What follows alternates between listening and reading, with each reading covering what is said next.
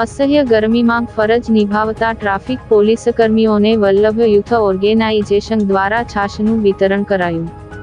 શ્રી વલ્લભ કુલભૂષણ વ્રજરાજકુમારના આશીર્વાદ અને માર્ગદર્શન હેઠળ વલ્લભ યુથ ઓર્ગેનાઇઝેશન દ્વારા ટ્રાફિક પોલીસના જવાનોને છાશનું વિતરણ કરાયું હતું।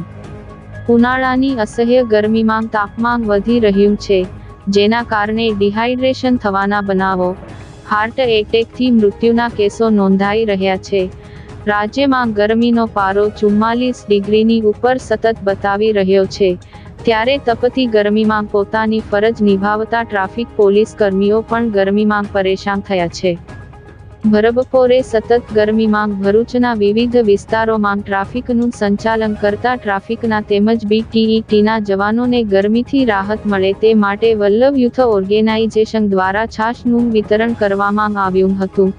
આ પ્રસંગે હાજર જિલ્લા ટ્રાફિકના પોલીસ ઇન્સ્પેક્ટર ભાવનાબેન મહેરિયાએ સંસ્થાના કાર્યને બિરદાવ્યું હતું। આ પ્રસંગે સંસ્થાના પ્રોજેક્ટ હેડ દક્ષેશ શાહ, પ્રભારી આશિતભાઈ તોલાટ, સંસ્થાના પ્રમુખ રોનક શાહ, સેક્રેટરી ચૈતન્ય શાહે કાર્યક્રમને સફળ બનાવ્યો હતો।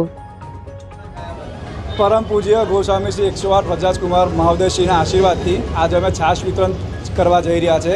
આ ગરમીને જોઈને પોલીસ કર્મીને ડિહાઇડ્રેશન ના થાય એના બદલ અમે આજે જાડેશ્વર, શક્તિનાથ, જંબુસર ચોકડી, ABC ચોકડી બધે છાશ વિતરણ કરવાના છે અને અમે આવી સેવા આગળ ફ્યુચરમાં બી કન્ટિન્યુ કરશું એવું અમે ટીમ ફાઇનલ કરેલ છે।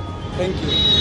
હાલ જે ગુજરાત રાજ્યમાં ઓરેન્જ એલર્ટ જાહેર કરાવ્યું છે, સતત કેટલા દિવસથી ગરમીનો પારો વધેલો છે, એમાં જિલ્લા traffic police continuous city traffic પણ રોડ પર કામ કરી રહી છે। એ લોકો જે તડકામાં કામ કરે છે એ લોકોને ડિહાઇડ્રેશન ના થાય એટલા માટે થઈ અને વલ્લભ યુથ ઓર્ગેનાઇઝેશન દ્વારા છાશ વિતરણનું જે આયોજન કરવામાં આવ્યું છે। અમારા માનનીય DSP સાહેબ શ્રી પણ અમારી ઘણી બધી ચિંતા કરે છે આ વિષયમાં।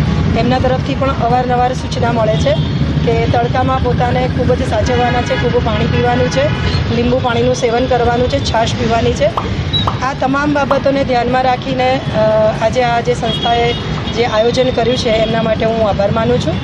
Thank you so much. જય હિન્દ।